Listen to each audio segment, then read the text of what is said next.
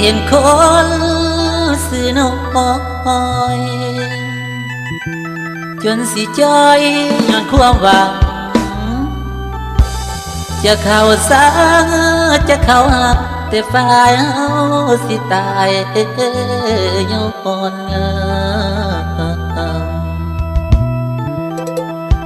และนอนละไปฝันเห็นหน้าเพราะว่าคู่ออกซื้อ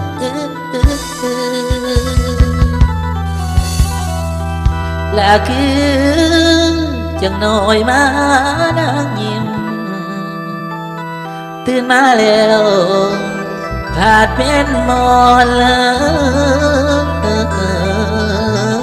นี่น้อง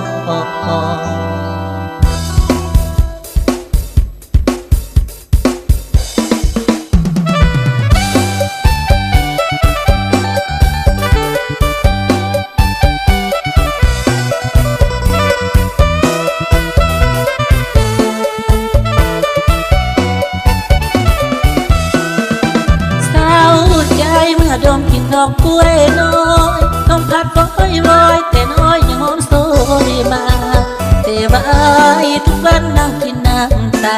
ติดดอกกล้วยน้องมาคิดถึงน้ำแต่น้อยเที่ยงหน้าเมื่อก่อนมีเฮาสองคนกินข้าวจำปนสองเอาเมากันจอย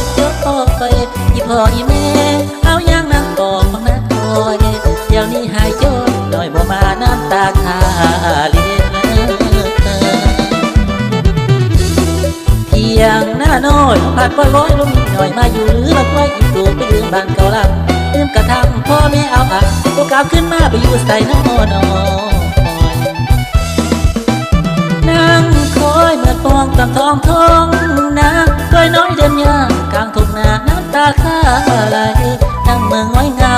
ฟังเสียงนกห้องกองไห้ก้อยน้อยยังหอมจับใจดมยังได้คิดถึงแต่น้อยเอ๋ยเจ้าไปอยู่ใส่น้องพี่ดอกเมียพ่อเอาป้าลุงนั่งเงาผู้บ่นอทุกคนนั่งคอยแต่เจ้ากลับคืนบ้านเฮาเถิดน้อยอย่าได้อยู่เลยคืนสะน้อยอย่าไปลอยคืนบ้านไก่ทินผู้ได้ยินเสียงลำไปหาให้คืนบ้านในเด้ออย่าได้เธอเธอลงหูเขาล่วงมาเจ็บด้วยเสื่องอย่าได้ลืมขึ้นคุมอย่าไปหลงอยู่ในกุ๊กเพียงจันทร์กบใหญ่หัวบ่ไม่ถ่ายอยู่ทางบ้านจงหาขึ้นมาสาเธอล่ะน่าเห็นหน้าว่ากะพ่อแม่อายุนักน้ำหน้าเบี้ยเธอเล่จะคอยจองสองแต่ทางกระซังที่เป็นนายกระซังที่คอยคิงบางคือนางน้อย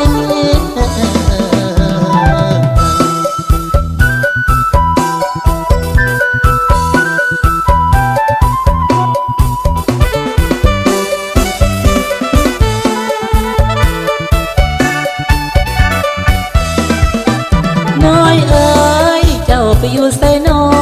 งพี่น้องแม่พ่อเอาป้าลุงนั่งเงาผู้บ่นอทุกคนนั่งคอยแต่เจ้ากลับคืนบ้านเฮาเถิดน้อยอย่าได้อยู่เลยคืนสะน้อยจะไปลอยคืนบ้านไก่ทินผู้ได้ยินเสียงลำไปหายให้คืนบ้านในเด้ออย่าได้เพ้อเถิดโมเขาล่วงมาเจ็บในสวงอย่าเลยขึ้นโคงอย่าไปลงอยู่ในกุ๊กเพียงจันทร์ตัวใหญ่หูว่าพ่อไม่ถ่ายอยู่ทางบ้านจงหาขึ้นมาสาเธอล่ะมาเห็นเธอว่ากะพ่อแม่อายุนักหน้าเบี้ยเธอเล่ยังคอยจองสองแต่ทางนั่งกระซังที่เป็นนายกระซังสีคอยคิงบางคือนางน้อย